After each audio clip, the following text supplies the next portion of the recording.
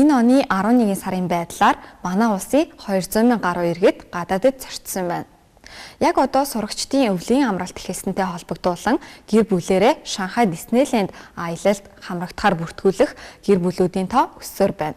Тиймээс бид аялын чиглэл болондоо Шанхай хотыг онцолж байна. Шанхай хот нь Бүгд найрамдах Хятад ард улсын хамгийн том дөрвөн хотын нэг юм. Олон улсын эдийн засаг санхүүгийн томоохон төв тус хот нь Бүгд найрамдах Хятад ард улсын хамгийн өртөг өндөртэй хотуудын нэгээр тооцогддог байгаа. Шанхай хотыг дорны Парис гэж нэрлэдэг. Хотын барилга болон гудамжууд нь өрн, дорны хэв загварыг нэвт шингээсэн нь хотыг улам үзэсгэлэнтэй болгосоор байна. Яг одоо Монголд сурагчдын амралт үргэлжилж байна. Муу Улаанбаатар хотын агаарын бохирдлын нөхцөл байдал зэргийг харгалзан үзэгчдаа хүүхдүүдэд аван хаа нэгтээ гадагшаа аялахаар төлөвлөж байгаа бол Хятадын Шанхай хотын Диснейлендийг санал болгоё. Судалгаанаас үзвэл энэ аяллийн захиалгын талаас илүү хувийг хүүхэдтэй гэр бүл 30 гаруй хувийг дурлалт хосууд эзэлж байна. Шанхай Диснейленд 2016 оны 6 дугаар сарын 16-нд үе таалгаа нээж тухайн жилдээ 11 сая зочдыг хүлээн авсан байдаг. Нийт 5.5 тэрбум доллараар бүтээгдсэн Шанхай Диснейленд нь дэлхийд дээрх Диснейлендийн 6 дахь салбар бөгөөд зорин ирж байгаа зочдын 50% нь бусад бүс нутгаас ирсэн гэдэг судалгаа байна. Шанхай Диснейленд нь дэлхийд дээр байх олон Диснейленд паркуудаас онцгойрдог.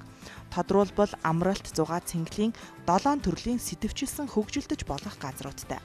Үүнээс дурдвал адал явдлын арал, уран зөгнөлт газар, уран зөгнөлт цэцэрлэг, Миккигийн өргөн чөлөө, Tomorrowland, Toy Story, Эрдэнэсийн агуу зэргүүдийг нэрлэж болно.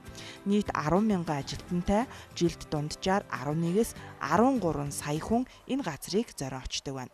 2017 оны байдлаар бол нийтдээ 11 сая хүн зорион очсон.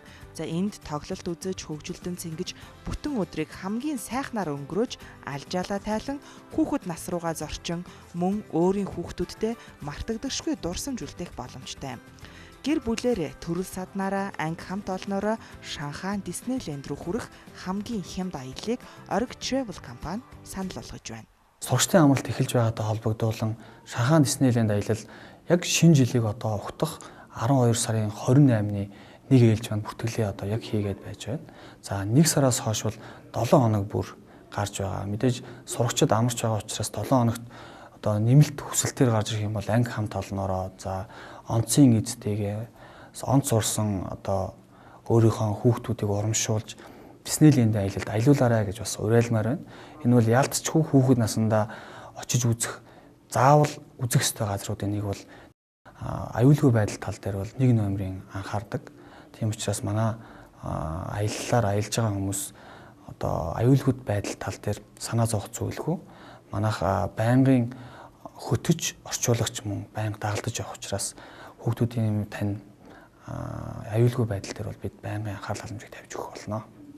Шанхай аяллыг сонгосон аялагчид 5 шөнө 6 өдрийг тэнд өнгөрүүлэх бөгөөд үлгэрийн орон гэгддэг Диснейлендээр аялахаас гадна Аз твдээ өндрийн хэмжээгээрээ 3 дугаарт ордог Шанхай телевизийн цамхаг буюу сувдан цамхагыг харж хүсвэл дотор нь орж хотыг дээрээс нь мөн харах боломжтой юм. Мөн Шанхай хотын дундуур урсдаг Хуанпу горлоор завтай зугаалan хотыг толдож Шанхай хотын түүхийг өгүүлэх мэт цаг хугацаагаар аялах мэдрэмжийг авна гэж аяллаа хөтчүүд амлаж байгаа. Шанхай шинжлэх ухааны технологийн музейг үзэж Шанхай далайн аквариумаар мөн зочлох юм. Уг аквариум 2002 онд нээлттэй хийснээс хойш жил бүр сая гаруй жуулчин хүлээн авдаг дэлхийн хамгийн том аквариумд тооцогддог байгаа. Дорны сувд гэгдэх Шанхай 5 шөнө 6 өдрийн аяллыг сонирхож байгаа хэн бүхэн Org Travel компаниас мэргэжлийн зөвлөгөө авахыг санал болгоё. Таны зүрх сэтгэл доторх мөрөөдлийг тань амьлуулж чадах энэ гайхамшигын орн нь бүх насныхан зориулсан бөгөөд адал явдлууд таны сэтгэлийг хөдөлгөнө гэдэгт итгэлтэй байна.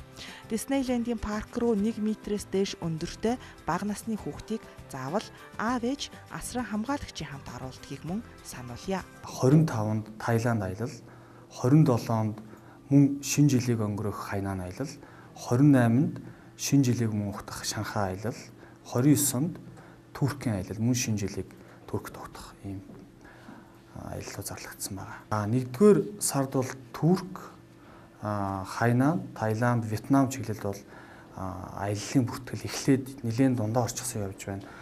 Ер нь 1 сар болон 2 сар цагаан сарын үеийн аяллууд бол дүүргэлт нэлээд ихтэй байгаа Тэгэхээр яарвчлан бүртгүүлж гэмээр амжихаар байгаа. Ер нь бол аяллаа компаниар аяллахын давуу тал мэдээж одоо мэрэгжлийн тухайн газрыг мэддэг хүнийг дагаж явж байгаа гэдэг утгаараа харьцангуй сэтгэл амар аялна. Хуваарь аялж байгаа хүмүүсийн хувьд бол хэлний бэрхшээл хизээд гардаг. Мэдээж хятадын чиглэл, зүүн өмнөд Азийн чиглэлд англи хэлтэй хүмүүс байдаг боловч одоо олон газар үзээд явахын хэмжээнд одоо хэлний мэдлэг, дээрэс нь одоо буруу ойлголцох байдлаас яг төлбөр тооцоогоо төлөх үед бол илүү өндөр үнэ нэхэх ч юм уу те эвгүй байдал гарах магадлал эрсдэл бол өндөр байдаг. Тийм болохоор ер нь аяллаа компанитай нэг групп болж аялах нь хамгийн аюулгүй бөгөөд ухаалаг сонголт гэж. Тийм ч учраас бид одоо энэ залуу баг хамт олныг бүрдүүлж монголчуудаа бас жилд нэг удаа ч гэсэн гадаад орн руу аялахад нь хувь нэмрээ оруулах үүднээс ингэж аяллыг зохион байгуулж ажиллаж байна. Аялал жуулчлалын зах зээлийн мэдээ энд хүрээд өндөрлж байна. Дараагийн шинэ дугаараар уулзтлаа баяртай.